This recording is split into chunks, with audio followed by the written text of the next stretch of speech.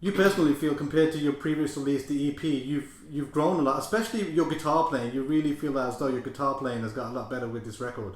Thanks. I mean, I would hope so. Like anything that you do for a long period of time, you'd hope that you'd kind of get better at it, or at least like develop in some way. And you know, like with the amount of touring and writing and stuff that happened between the EP and the album, like, yeah, I guess like I was spending a lot more time playing guitar, which was, you know, really fun, and sort of exploring the instrument and trying to find my own like language on the instrument as well, which I think is really important, because I'm not a shredder. Like that's not like, you know, I'm not a technically proficient player, and I think like for me as a guitarist, the challenge is more in like trying to find my own like language and personality within the instrument. For yourself, you know, now that you've had time to kind of perhaps digest this album, and when you look back on it and you overlook it now, is it very much like a snapshot of memories for you?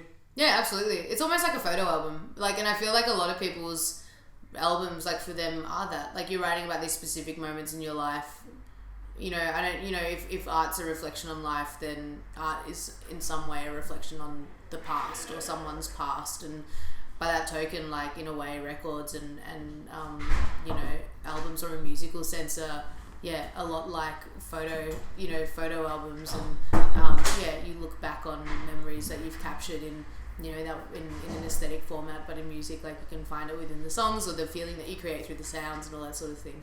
The track entitled Perth Traumatic Stress Disorder, I understand this one is in relation to a conflicted relationship with Perth for some reason. Tell us how this comes into play. The first time I ever went to Perth, which was quite a while ago now, over 2 years ago I think, I went because I was in a relationship with someone from the city, and the moment I got there, the person who I was seeing decided that they no longer wanted to be involved with me, which is fine. But obviously, like, you know, huge blow to the ego whenever that happens. And so I was, you know, pretty bummed about that. But at the same time, I really, really, really liked Perth. And it was sort of funny having this, like, conflicted relationship with the city, in that, like, yeah, I'd been, like, kicked in the guts by someone from there, but at the same time had a really good time in the city. And I thought that was pretty funny. And so the song is more an ode to the city than to anyone, which I think, I don't know, it's really funny, and like for that reason, I think Perth will always hold like a special place in my heart. The song Lotto in Reverse. I mean, what sort of motivations do you draw on to pen a track like this? That's my Lotto in Reverse is my angst track. Like that's definitely like the angstiest song on the record. And it's like, I think for me, like I'm not really someone who likes to hold grudges or like pin things on other people, or like, you know, I don't like to resent people and all that sort of thing. But I think with Lotto in Reverse, I kind of allowed myself to be pissed off at someone, which is something that I don't usually do. You know, it's not kind of within my personality, but yeah, it kind of ended up that way. Yeah. Do you still feel, when it comes to your songwriting, that you need some distance and hindsight before you write about a certain topic? This is something that I've actually been thinking about a lot, because previously I used to think that I did, and that I needed time to sort of like process things, and maybe that was why there is a certain like acceptance of laughing at things like within my songs, because I'm, you know, have kind of like moved on by that point. But then recently, as I've been writing songs for the next record, I've come to realise that actually there's a certain immediacy in the way that I've been writing lately. And I don't know if that's because I have time, or I had time when I wasn't on the road, or, you know, I was sort of like feeling things or allowing myself to be more in the moment with things in my life at this point. I don't know what it was, but for some reason that kind of seemed to be a thing. So maybe it's something that kind of ebbs and flows, but yeah, I mean, for quite a bit of I Love You Like a Brother, like I think that the majority of things in that song were somewhat retrospective, or had time between it happening and me writing about it. Whereas at the moment, I feel like I'm writing in a pretty immediate kind of way. You also performed at the halftime of the first AFLW match, Aussie Rules football for women this year. I mean, at the start of the season, what was that like as an experience for you? It was great. Like, it was one of those things that I never thought that I'd do something like that. But when we got asked to do the show, it was a total no-brainer for me. Like, the women's AFL is something that I deeply support and feel really proud of as a woman, as an Australian woman.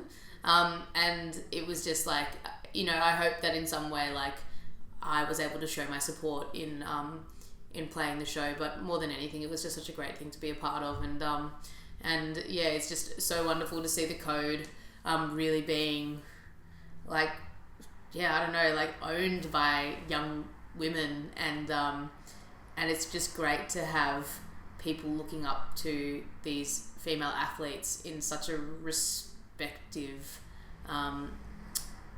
with such respect and admiration for the right reasons. I think that's really great, and I think that everyone, every woman who works at their no matter what their discipline is, deserve a stage to work towards. And it's wonderful that there has been the funding and support given by various bodies and volunteers to make sure that women have the opportunity to do that with Aussie Rules, and hopefully that will just continue throughout every other sport and so on and so forth.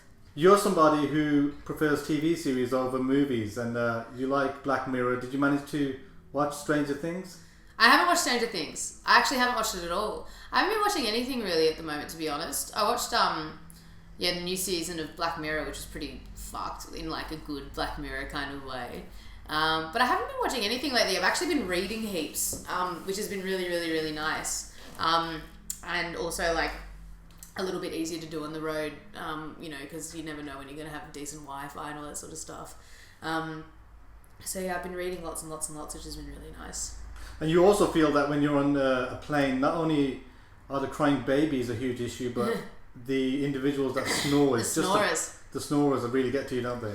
There was a guy who had it's really, and I know that, people can't help it and it sucks, and, who knows, I might be a victim to it one day, but people who have sleep apnea, and they, obviously there's the snoring, but then there's also the choking, and it's I'm a bad flyer, as it is, and to hear someone choking just makes the whole experience even more distressing. and it's just a matter of getting through it. So I'm I feel so sorry for those people, but it really just makes my skin kind of crawl a little bit. Yeah. Is your mantra very much your personal success is defined by yourself as an artist and as an individual, as opposed to feeling vindicated by others?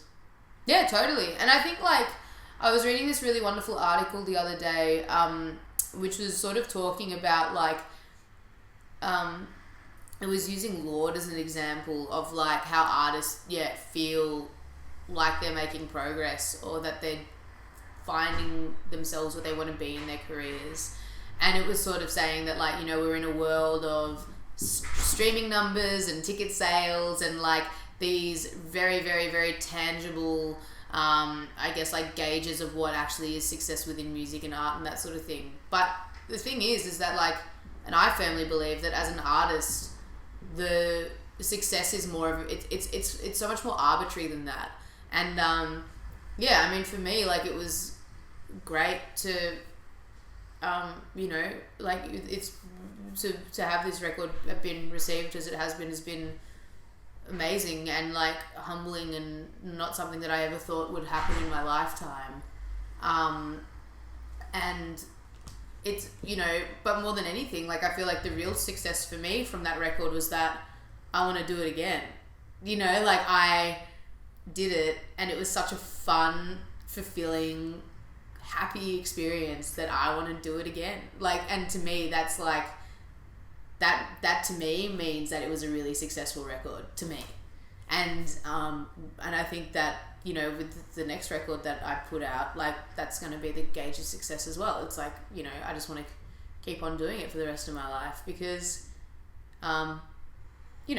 it's a hard job, and making records is taxing, and it's, it's time consuming and costly, and the emotion that you put into these things, and, there's a lot of compromise involved and all that sort of stuff. But I feel if you can come out at the end of the process and look back on it and say, that was so much fun, I can't wait to do it again, then surely that's what success is.